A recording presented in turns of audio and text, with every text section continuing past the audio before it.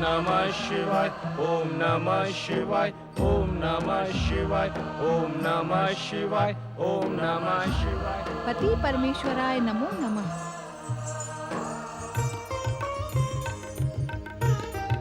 आज आप मुझे इस प्रकार एकटक क्यों देख रहे हैं स्वामी? देवी, हम देख रहे हैं कि आज तुम्हारा सुंदर मुख जगदम्बा के करुणापूर्ण आभा के स्थान पर पति के प्रति उमड़ते हुए प्रेम से दमक रहा है। क्या हम इसका कारण जान सकते हैं? आप तो अंतर्यामी हैं स्वामी। मेरे मन में उठने वाले हर भाव से परिचित हैं। फिर उसे मेरे शब्दों में सुनने की लालसा क्यों? देवी, आपके शब्द सुनने के आकर्षण और लालसा में मनुष्य लोक के प्राणी सारा जीवन काट देते हैं, किंतु आपके शब्दों को सुनने का सौभाग्य किसी अत्यंत प्रिय को ही प्राप्त होता है। आप मेरे मन के भाव को जानकर परिहास कर रहे हैं? परिहास नहीं देवी, ये सत्य है, तथा आपके मन में उठने वाले भाव के अनुकूल। अर्थात देवी, आज तुम्हारे मन में उस समय की स्मृतियां जागृत हो गई जो विवाह के पश्चात हमने एकांत में रहकर एक साथ व्यतीत किया। सच तो यह है देवी कि उन सुंदर स्मृतियों का स्मरण कर हम भी कभी-कभी अपने ध्यान से विचलित हो जाते हैं।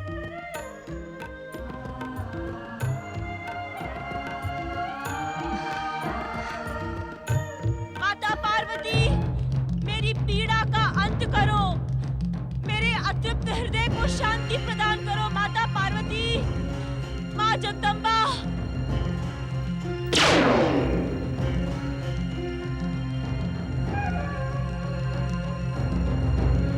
ओम ऐं ह्रीं क्लीं शक्ति माताय नमः। ओम ऐं ह्रीं क्लीं शक्ति माताय नमः। ओम ऐं ह्रीं क्लीं शक्ति माताय नमः। सुतपा, माता, माता, माता, इस दीनहीन दुखी सुतपा के आह्वान पर आप आ गई माता। आप वास्तव में करुणा की मूर्ति है माता।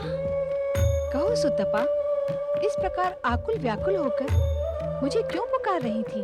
माता, अपने भक्तों के मन की बात आपसे छुपी नहीं है। हे जगदम्बा, मेरी पुत्राकांक्षा पूर्ण करें। हे सर्वेश्वरी, मेरा नारीत्व पुत्र को गोद में खिलाने के लिए उत्सुक हो रहा है। जगत के कल्याण के लिए मुझे मेरे पति जैसा तेजस्वी पुत्र प्रदान करो माता। अन्यथा क्या सुतपा? अन्यथा मैं स्वतः ही प्राणों का त्याग कर दूंगी माता। सुतपा, मेरी उपस्थिति हर अन्यथा को समाप्त कर देती है। माता, उद्विग्नता में मैं कठोर हो गई थी माता। क्षमा करो माता, जगदम्बा क्षमा करो। इस समय तुम्हें संयम की सबसे अधिक आवश्यकता है सुतपा। धैर्य रखो पुत्री। मृकंडु ऋषि की शिवाराधना पूर्ण होने तक तुम्हें प्रतीक्षा करनी ही होगी। प्रतीक्षा के क्षण काटना अब सुतपा के लिए असंभव है माता। अपनी प्रतीक्षा के असंभव क्षण भी शिव चरणों में समर्पित कर दो पुत्री। उनकी कृपा से तुम्हारे असंभव क्षण भी उन्हीं के समान सुंदर हो जाएंगे। आशीर्वाद दो माता, आपके दिखाए मार्ग पर चलकर एक तेजस्वी और जगत का कल्याण करने वाले पुत्र की माँ बन सकूं। मैं तुम्हें आशीर्वाद देती हूँ सुतपा कि समय आने पर तुम एक तेजस्वी, जगत का कल्याण करने वाले महान शिव भक्त पुत्र की माता बनोगी। जय हो माता। माता, जय माता की। नारायण नारायण नारायण, श्रीमन नारायण नारायण नारायण, नारायण नारायण नारायण, भजमन नारायण नारायण नारायण।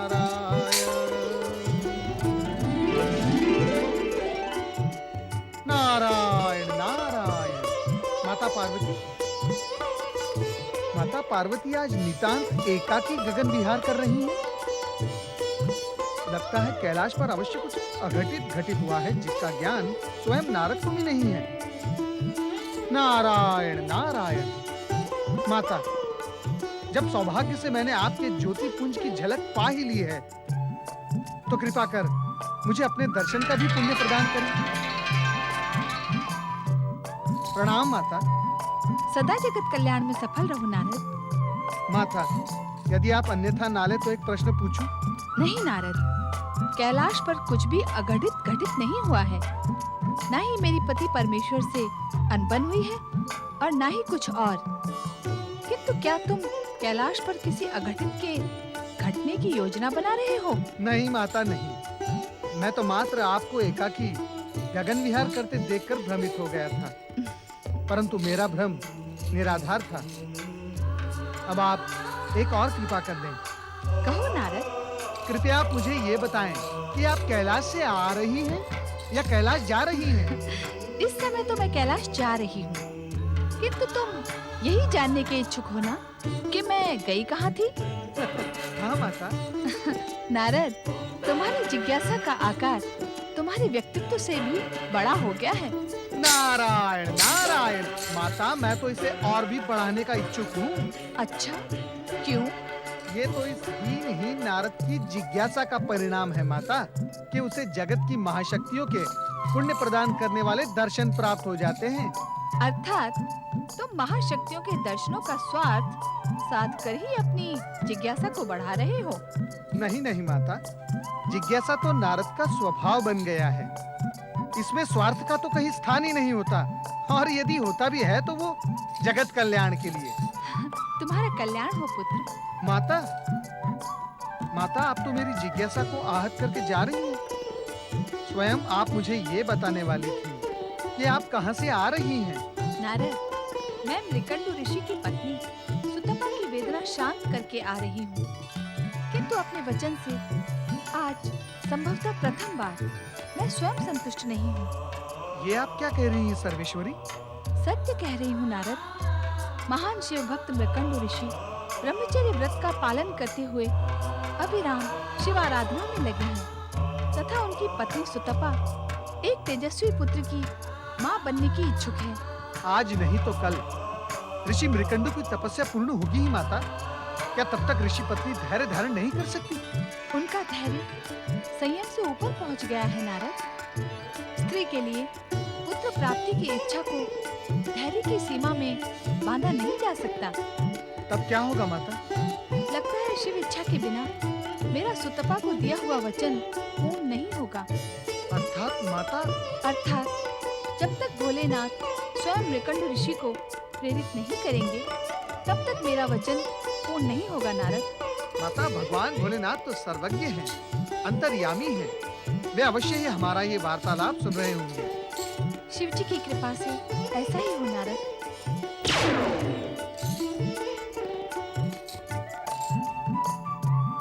अब भगवान भोलेनाथ ऋषि मृकंडु को अवश्य ही प्रेरित करेंगे।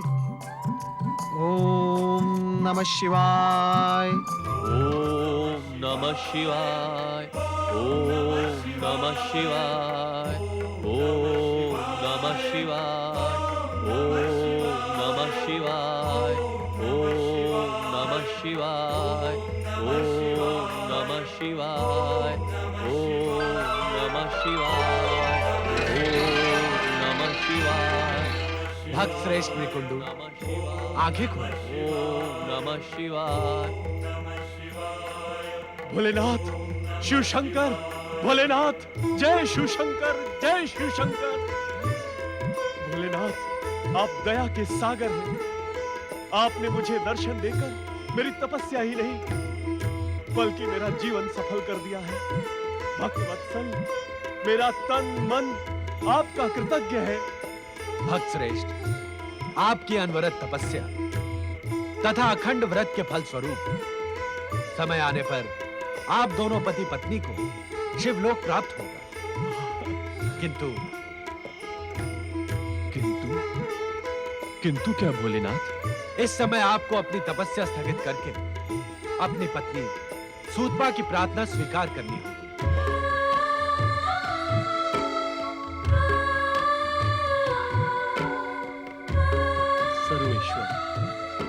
आप जानते हैं गृहस्थ आश्रम में मेरी कोई रुचि नहीं है और वैसे भी इस समय मैं तपस्या के साथ साथ ब्रह्मचर्य व्रत के संकल्प की डोर से बंधा हूं। भक्त मृकुंडु, ऐसा लगता है कि आप भक्ति की डोर से अधिक हठ योग की डोर से बंधे हैं।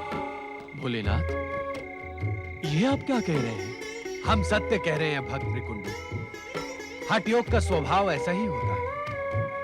वो अपने निश्चय पूर्ति के मार्ग पर किसी भी प्रकार की चिंता नहीं करता, किंतु हठ योग आप जैसे ऋषि मुनियों पर नहीं, नन्हे नन्हे बालकों पर अच्छा लगता है। शिव शंकर, तो क्या आप मुझे ब्रह्मचर्य व्रत का संकल्प तोड़ देने का परामर्श दे रहे हैं?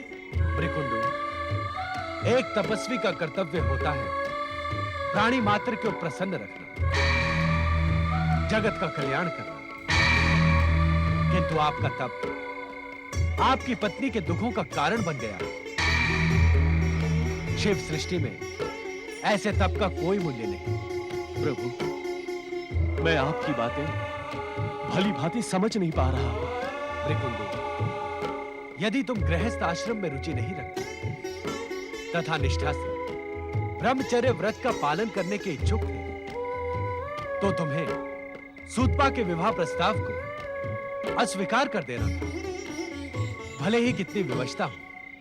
प्रभु, यदि अब तुम ब्रह्मचर्य व्रत की आड़ लेकर पतिव्रत धर्म के कर्तव्य से बचने के इच्छुक हो, तो ये तुम्हारा देवी सूतपा के प्रति अन्याय है और हमारी दृष्टि में एक पति प्रयाण नारी के प्रति अपराध, जो आपके सौभाग्य को शीघ्र ही दुर्भाग्य में परिवर्तित कर देगा। नहीं नहीं भोलेनाथ, तो अपने कर्तव्य का पालन करके देवी सूतपा की आकांक्षा पूर्ण करें। आपका कल्याण हो। प्रभु, प्रभु।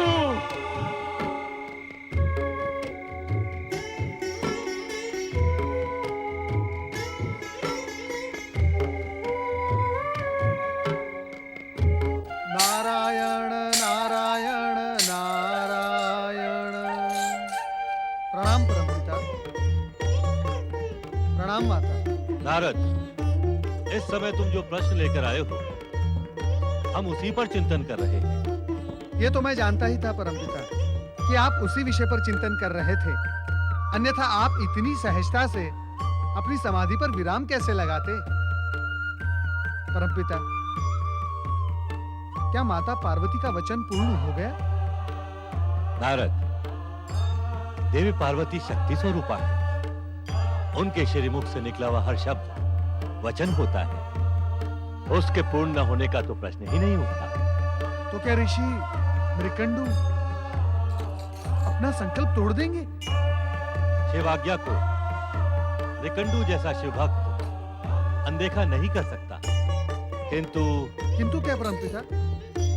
किंतु गृहस्थाश्रम के प्रति मृकंडु की अनिच्छा और देवी सुतपा के अनुताप के परिणाम स्वरूप जो पुत्र इस दंपति को प्राप्त होगा वो अल्पायु होगा। अल्पायु? हाँ देवी, उस बालक की आयु मात्र 5 वर्ष और 6 दिन की होगी। अल्पायु पुत्र पाकर उन दोनों का संताप और भी बढ़ जाएगा स्वामी। हाँ परमपिता, ऐसा पुत्र होने से तो पुत्र ना होना ही अच्छा है। नारद, मृत्युलोक में जन्म लेने वाला हर प्राणी अपने पूर्व जन्म के कर्मों से बंधा रहता है और इस बालक के जन्म में तो मृकंडु और सुतपा की वर्तमान परिस्थितियां और समस्याएं भी जुड़ गई हैं। परमपिता, ऋषि मृकंडु भगवान भोलेनाथ के परम भक्त हैं। नियंता के उन पर ऐसे तीखे प्रहार नारद स्वीकार नहीं कर पा रहा है। नारद, हम सब नियंता की नियति में बंधे हैं। परमपिता, क्या मैं उस दंपति की कुछ सहायता कर सकता हूँ, यदि आप आज्ञा दें? अवश्य नारद, परंतु ये एक सावधानीपूर्ण कार्य है। क्या तुम इसे संपन्न कर सकोगे? परमपिता, शिव इच्छा से तो प्रत्येक कठिन से कठिन कार्य भी संपन्न हो जाता है। आप केवल आज्ञा दें। आपका ये मानस पुत्र प्राण देकर भी उस दुख में पड़े दंपति की सहायता करेगा। नारद, तुम्हारे मुख पर भाषा का असंयम अच्छा नहीं लगता। क्षमा माता क्षमा। क्या मुझसे कोई अपराध हो गया है? तुम सहायता का जो उद्देश्य लेकर संकटग्रस्त मृकंडू दंपत्ति के पास जा रहे हो, उसी संकट से हम दोनों को पीड़ित कर रहे हो। मैं कुछ समझा नहीं माता। माता पिता के समक्ष पुत्र यदि अपने प्राणों को देने की बात करे तो उन्हें पीड़ा नहीं होगी? अवश्य होगी माता, अवश्य होगी। मैं अपने शब्दों के लिए क्षमा प्रार्थी हूँ। अपने अनुष्ठान में सफल हो पुत्र। नारद, यदि तुम मृकंडू ऋषि को अल्पायु पुत्र के इस सत्य का ज्ञान करवा दोगे तो वे सावधान हो जाएंगे और भविष्य में होने वाले इस आघात का दृढ़तापूर्वक सामना कर सकेंगे। उचित है परमपिता। किंतु ध्यान रहे, गर्भवती सुतपा को ये बात कदापि ज्ञात न हो, अन्यथा इसका दुष्परिणाम गर्भस्थ बालक पर पड़ेगा। जो घटित होने वाला है उसे घटित होने दे ब्रह्मदेव। किंतु आप नारद को मृकंडू ऋषि के पास भेजकर उचित नहीं कर रहे हैं। हमारे इस आदेश में भविष्य का संकेत छुपा है देवी। मृकंडू ऋषि परम ज्ञानी और महान शिव भक्त हैं। वो संकेतों की इस भाषा को अवश्य समझेंगे। परंतु मेरे ऋषि मृकंडू के पास जाने में क्या संकेत हो सकता है? तुम्हें इस सांकेतिक भाषा को समझने के लिए भविष्य की ही प्रतीक्षा करनी होगी। तब सब कुछ वैसा ही घटित होगा जैसा उसे होना है।